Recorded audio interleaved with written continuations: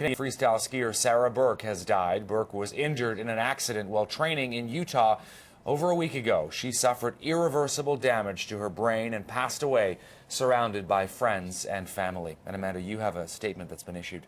It is. It's from on behalf of Rory and Sarah's family. I've been asked to release the following statement. They said the family expresses their heartfelt gratitude for the international outpouring of support that they have received from all of the people Sarah touched. The family will not be making any other public comments about Sarah's accident. They continue to decline media requests for appearances or interviews, but they're thanking everyone. They say they thank you for continuing to respect the family's privacy during this difficult time. So groundbreaking Canadian freestyle skier Sarah Burke passing away. We're learning it happened at 9:22 a.m. this morning. I'm guessing that's mountain time because she is in a Utah hospital.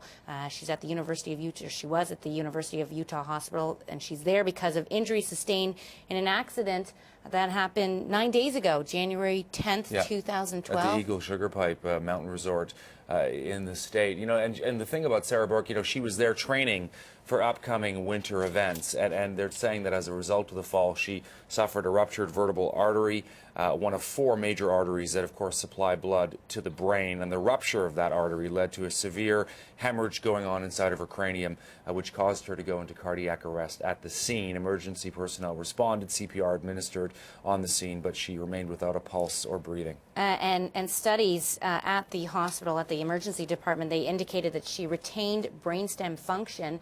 That's why we had been giving you updates over the last few days. She was placed on life support, and a protocol of therapeutic hypothermia was initiated to protect her brain, but it appears that they were ultimately, at the end of the day, it wasn't successful because she has passed away. This is a huge loss for the freestyle skiing world. She was really an icon in many ways, a groundbreaker. She was instrumental in trying to get this to the Olympics. She was preparing for some games that were coming up. I believe they're called the X Games, and she's married, so she now, her husband, a widow. A very sad moment right now for those in the, there's an image, we just saw an image there courtesy of the Ski Channel, and that was her and her husband. Very sad day for those in the skiing world. The other thing is, you know, Sarah Burke, 29 years old. She was from living in Squamish, BC. Of course, that is not far away from Whistler, BC, where the Vancouver Games were partially held just 2 years ago in 2010. And of course, Sarah Burke was tied to Whistler and the community there, the skiing community there in Whistler. You know, and we had known for the last couple of days that the prognosis was not good for her, for the Olympic favorite going into the Sochi Games moving forward in 2014 in Russia. There was a lot of hope, of course, for her as a freestyle skier to represent Canada in Russia and Sochi in 2014. She was training when this accident happened, and now we are confirming news that she has passed away in the hospital. And early reports had suggested that her injury was a traumatic brain injury, but press release coming out suggesting it's important to note that Sarah's condition was the result of a lack of oxygen to the brain during cardiac arrest. But again, the family wishes to express their deep gratitude to Sarah's friends. Thanks everyone for their support and for traveling to Salt Lake City to comfort the family. Must be an extremely hard day for them, especially considering that she was at the top of her game and now she's gone. I understand that we might have somebody on the line. Tom Walters. Tom Walters. Tom, are you there? Yes. So what are you learning about this information? You've been covering this for the last few days. What are you learning? Yeah, I mean, obviously this is information that has left both skiing fans and family members just heartsick. I mean, certainly there's no denying the role that Sarah Burke played in both being a champion of her sport and a champion for it.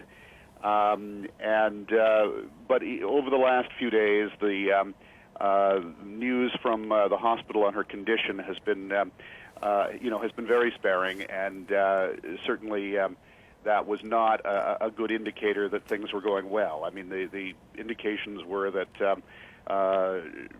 she was in a coma, induced after the injury that she suffered. We know that it was a severe injury, and of course now we know just how severe, and that that the outcome was fatal. And Tom, the other thing that I want to mention here is that, she was considered to be, one of the foremost pioneers of this sport of freestyle halfpipe, and she actually lobbied aggressively to have it included in the Olympics. It will debut in Sochi, Russia in 2014, but Sarah Burke will not be there to see that. Yeah, that is certainly an irony and a tragedy, and no doubt not the foremost concern of her family today, but a tragedy nonetheless, especially for the sport that she did so much to advance.